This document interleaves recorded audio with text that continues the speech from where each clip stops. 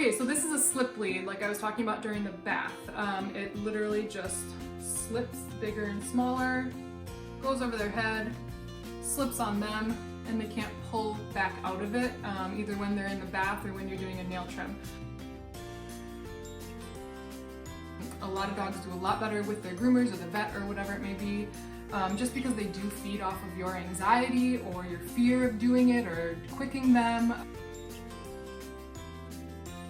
If they are wiggly or hate getting their nails trimmed or feet touched, if there's two of you, have one person use the lead, and I always start in the back because usually dogs don't like their front paws done more than their back. There's definitely exceptions, but just the majority.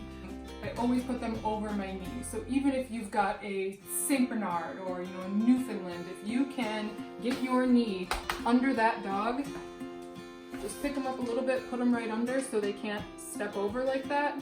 That's gonna be your best bet. So you're doing it kind of like a horse when you're working on horse hooves.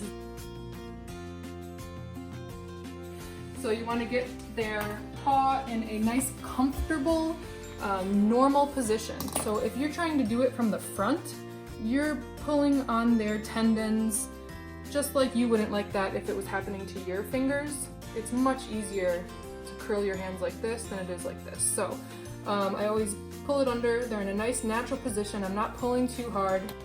Whatever toe I'm working on, I push that with one of my fingers. And then I just do a little bit at a time.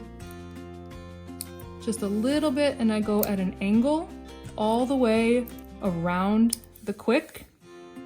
And then you just want to almost expose that quick. And that's this little white part right there sticking through, if you can see that. So I'm just gonna go ahead and keep doing these.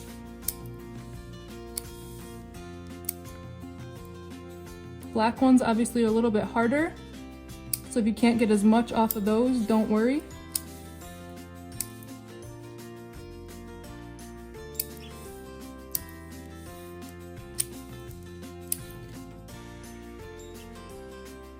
I'm just gonna finish up her last paw and show you what you can do if you have a partner to help you out. So my husband Dylan is gonna be holding her lead as if she was wiggling all over the place and giving her some treats to keep her distracted. You can see that she is very distracted by those treats. And then I'm just gonna go in and finish giving her that nail trim. So if you have somebody to help you, that's very helpful, unless they are very nervous about it, because then the dog will feed off of that energy and it will make them nervous. So you don't wanna back your dog into a corner. That's gonna make them even more nervous. Sometimes you might have to get them like into a bathroom or somewhere if they're a runner. When I used to do in-home nail trims, getting the dog into a bathroom and doing it was always easier than trying to do it in a big area, but you also don't want to make them feel cornered.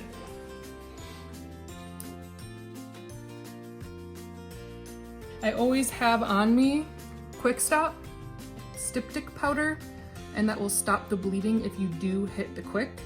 You'll just take some out. I'll show you what it looks like. It looks like that. You'll just pinch a little bit out with your fingers, take whatever nail is bleeding, and then just kind of pack it on there. Hold it on there for about 10 seconds. It'll coagulate the blood, and they should be fine. If you don't have any Quick Stop at home, you can use cornstarch or flour or anything that you can just kind of pack on that nail and let it sit there and soak up all the blood.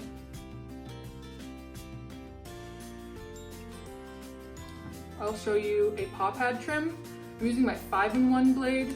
I'm gonna use the 40 blade, which is the shortest. However, if you have a little clipper like this, I would say you can use a 10 blade or a 30 blade, but the shorter the blade, the higher the number. So if you're using a 30 or a 40 blade, you are more susceptible to cutting the dog. So you need to be very, very careful using any sort of blades on your dog.